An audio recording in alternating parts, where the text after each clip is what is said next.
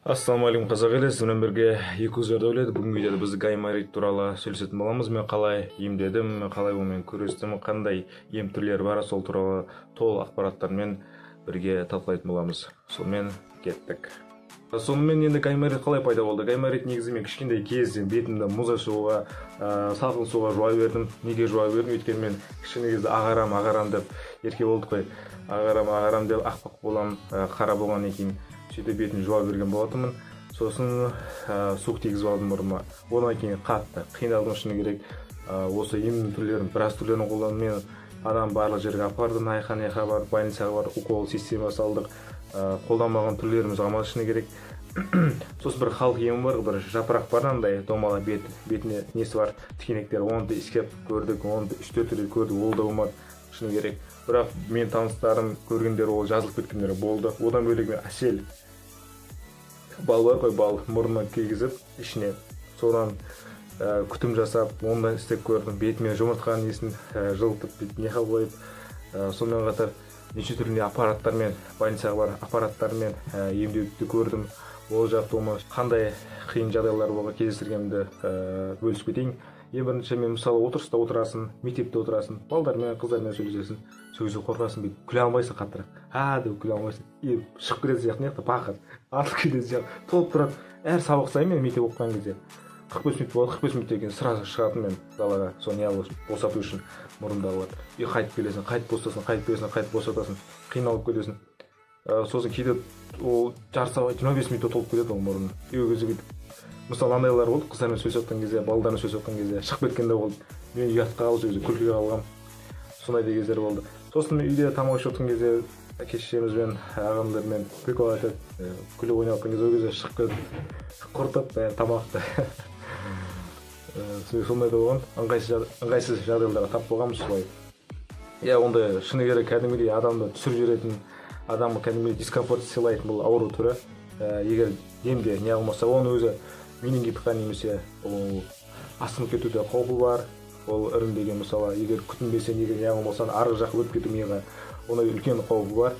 Шыны керек менің таныстарым болды, яғни гайморитпен менингитке айналған. Сонымен енді еміне келетін болса, мен қалай емделдім, қалай не қылдым, 7-8 жылда мен қиналып кәдімгідей көріп бәрін. Сосын барып анам апарды мені Таразда бір нені тауып алып, бір больницаға. Бәрі айтады маған, тестірме мұрын, тестірме операциясы болса гайморит барлар. Мен бір неге емшіге бардым, неғыл бардым деп жазылып кеттім, сен тестірме мұрын, неғылма деп. Мен сосын операция бардым, не болса да ол болсын деп бәрін көрдім ғой, енді амал жоқ, рисковать ететін мәселе жоқ енді.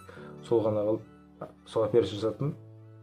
Операцияда тескені ол теспеді, толықты тазалады. Ол операция жасамастан бұрын мені тексерттім мұрында. Тексерген кезде мен тек қана ірің емес, оның ішінде ет те болды, кәдімгі ет өсіп кеткен.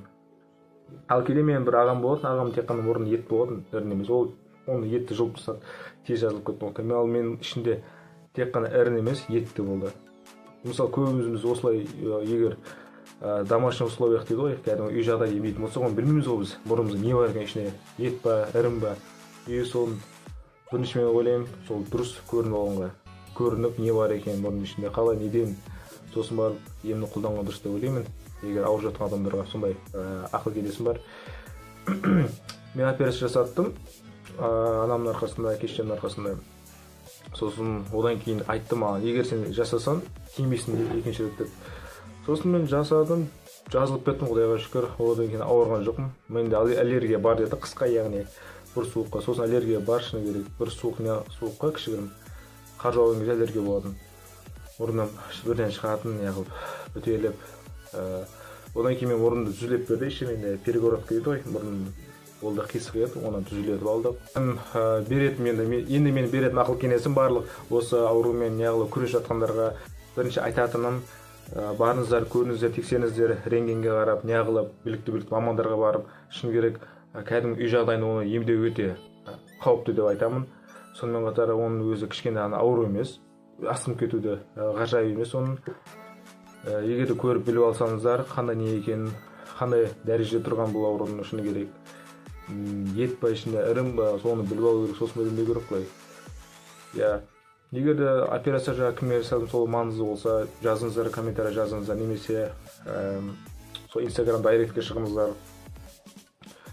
Жақсы сау болыңыздар. Егер де видео ұнаса, коммент жасап кетіңіздер, лайк басыңыздар.